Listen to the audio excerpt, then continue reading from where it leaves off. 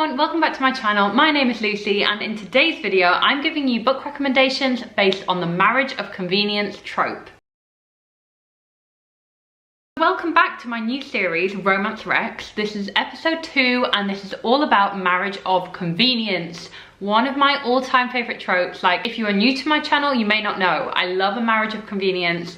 Any type of arranged or kind of like forced marriage in books is great. It sets up the romance for just amazing tension and it forces people together, which I love. So if you haven't seen episode 1 of this series, that is my only one bed trope book recommendations. I will leave that link down below. It would be really great if you could follow me along on this kind of trope book recommendation series I'm doing, and I think you'll all really enjoy it. So let's just get cracking on with the video, shall we? Because I have a lot of books here to recommend. There are so many of my favorites that feature this trope. And also, if you do like this trope, hopefully you find lots of recommendations here for you as well. So the first book I really want to recommend featuring this trope, which is one of my ultimate favorites, is The Duchess Deal by Tessa Dare. So this is book 1 in the Girl Meets Duke series. This is a Regency romance series. So of course, Regency romance means tropes galore. We love a trope in a Regency romance series, what can we say? So The Duchess Deal features our main character Emma, who meets a duke who is very scarred, very broken. He has returned from the war in a lot worse state than he entered it in, and he needs an heir. So he obviously has an estate to pass down and he knows one thing. He needs an heir, he needs to get a wife, and that is exactly what he does. So he stumbles upon Emma, who happens to be wearing a wedding dress. It's a very long story. She is a seamstress and he decides that she will do. He decides, right, this is the person I'm going to marry. So he does marry her. And they end up getting married, which is great, but she has some rules about their arrangement. So they must have dinner together every night, and he also has some rules of his own, which are no lights, no kissing, and then once she gets pregnant, they will never share a bed again. They'll be kind of done with it. So they obviously have their rules, they obviously make this deal, and of course, love ensues, because it's a romance novel and it's Tessa Dare, how can it not? But the marriage of convenience here is so perfect because I think it has this structure to it. It has these rules that they both must abide by, and that is just so great for this trope. It is really an incredible book, so I really would recommend you read this one if you're a fan of marriage of convenience, and also read the rest of the books in the series because they each tackle a trope and they do it all very well. Like, Tessa Dare is writing some of the best Regency romance out there right now. So my second recommendation must be Brutal Prince by Sophie Lark. So I adore Sophie Lark. If you are not new to this channel, if you've been watching my other videos, you will know that I do recommend Sophie Lark a lot. This series in particular, the Brutal Birthright series, of which Brutal Prince is book 1, is essentially a mafia romance. So incredible mafia romance. It features 2 different kind of mafia families in Chicago, and there is an arranged marriage between the youngest daughter of one of the houses, one of the mafia families, and the eldest son of the other family, and they hate each other. Like, they actually loathe each other, but their marriage is a form of kind of truce between the 2 families to prevent further bloodshed, let's just say. So they are forced to get married and hilarity ensues. Let's just say these 2 really hate each other and they stitch each other up a lot. But of course, this is a romance novel and they eventually do fall in love. And it is the best marriage of convenience because this is a really funny book. Like, this is a really funny book. There's lots of scenes that are just so hilarious and just work really well because they are forced to marry. And let's just say their wedding day in this book is one of the scenes that will be permanently etched into my mind because it is just that good.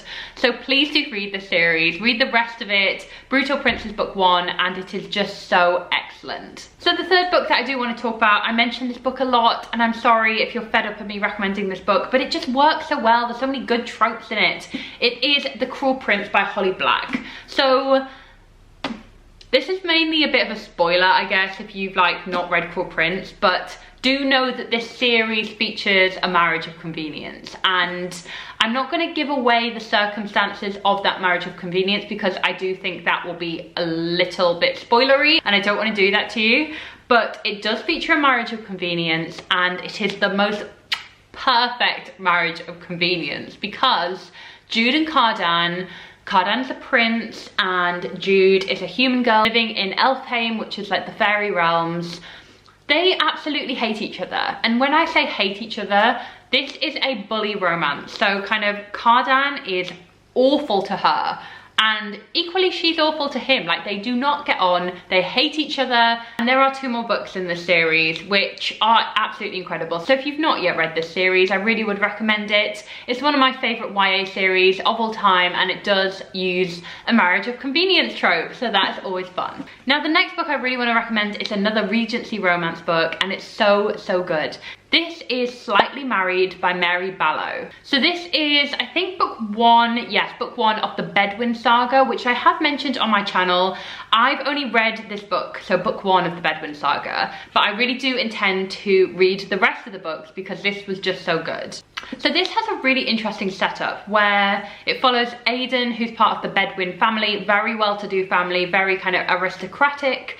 And he was a soldier, and one of his closest friends' dying wish is that Aidan looks after his sister, I want to say. It's his sister, anyway. So his friend's dying wish is that he looks after his sister when he dies. And of course, the sister arrives and Aidan proposes marriage to her. Basically, she will be looked after, she will kind of be secure, her livelihood, her estate, everything will be secure because she has the wealth of Aidan, and she will always be protected. So they obviously have a marriage of convenience where she is looked after and he has a wife, and as she is introduced to society as his new wife, then of course they start to catch feelings. It's bound to happen.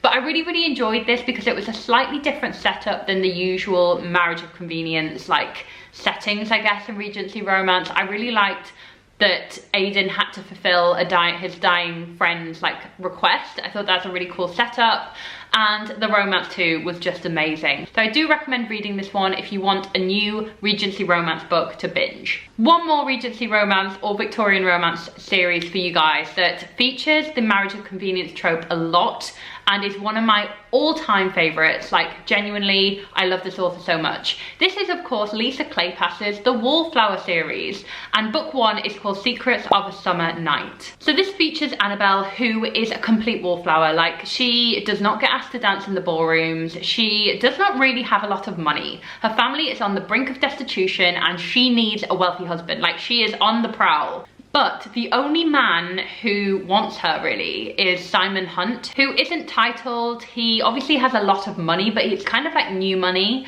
So she's kind of like keen to bat him away because he just wants her as his mistress. But then of course they end up falling for each other and they end up having to marry. And that's where the fun begins because she ends up of course falling for him, but in her mind, he is not what she wants. And I think they both really try to resist the marriage, but of course they can't deny their attraction to each other. So this is book 1 of the Wallflower series. I must say this is one of the weaker books in the series, but like it only gets better and better, and by weakest I still gave this book like 4 stars. So I'm obsessed with Lisa Kleypas and this series. The Wallflower series was the series that just completely made me fall in love with this author. Like, she is phenomenal, and if you're really into Regency romance and you're not reading Lisa Kleypas, like, you need to sort this out because you will not regret it. The next book I really want to recommend is one that I read very recently and really liked, was very surprised by, and that is Fortuna Sworn by KJ Sutton. So thank you to you guys who have been commenting, telling me to read this book. I'm so pleased. Like, you obviously know what I like down to a T. This is a fantasy romance book that includes a marriage of convenience, and it features a girl who is a nightmare, which is a type of mythical being. Like, she can tap into people's fears. And basically, her brother has gone missing and she has been trying to find him for years, but then eventually just assumed he was dead or not coming back. Then she meets this fairy who says, if you marry me, I will take you to your brother and I will basically help you get him back, because your brother is in fairy and he is a part of fairy, so he can take her, but she can only really enter fairy if they're married and they're kind of mated. So of course she agrees to marry him in the hope of finding her brother, bringing her brother back to the human lands where they live. And what kind of unravels from there is like a bizarre, like absolutely incredible, really fun fairy fantasy tale. And the romance between Fortuna and this fairy called Colith, who she is married to, really strange name, but you know what, I'll excuse it because he's actually a really fun character,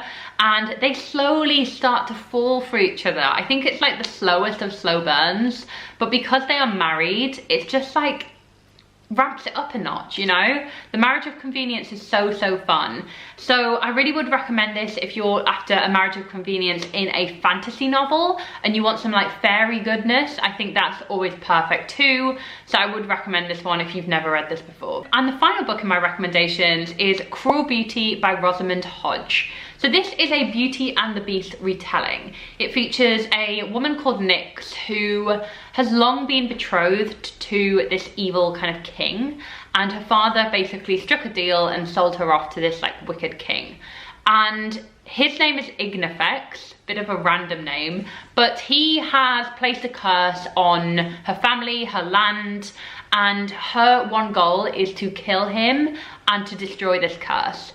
But of course they get married, and ever so slowly she begins to see the real Ignifex, like the real person behind this mask, and she starts to fall for him. But there is a huge curse on the whole land. This is obviously a Beauty and the Beast retelling, so there are a lot of kind of caveats to him, and she has to really break the curse to see who he really is. So of course, like, this Marriage of Convenience is really interesting because she is kind of kept in his castle, she is bound to him now, and I really love any kind of dark fantasy tale like that, where maybe someone has been married or betrothed to someone who is quite evil. It works perfectly. It's one of my absolute favorites when that happens, because I am an enemies to lovers stan. And don't you worry, there is an episode coming up in the series all about enemies to lovers, so stay tuned for that. But Cruel Beauty was really fun. I really liked it. Rosamund Hodge's writing style is absolutely beautiful, and her novels are very different. Even though they're all fairy tale retellings, they are quite unique. I don't know how else to explain it, so I really would recommend this. This was popular on BookTube a few years back, but I'm bringing it back, you know? So do let me know if you've read this book and what you thought about it. Anyway guys, that is it for my Marriage of Convenience book recommendations. I really hope you enjoyed this video and you want more book trope recommendations as part of this Romance Rex series, and I really hope you got some book recommendations from this video today. Thank you so much for watching, and I'll see you very soon with my next video. Bye!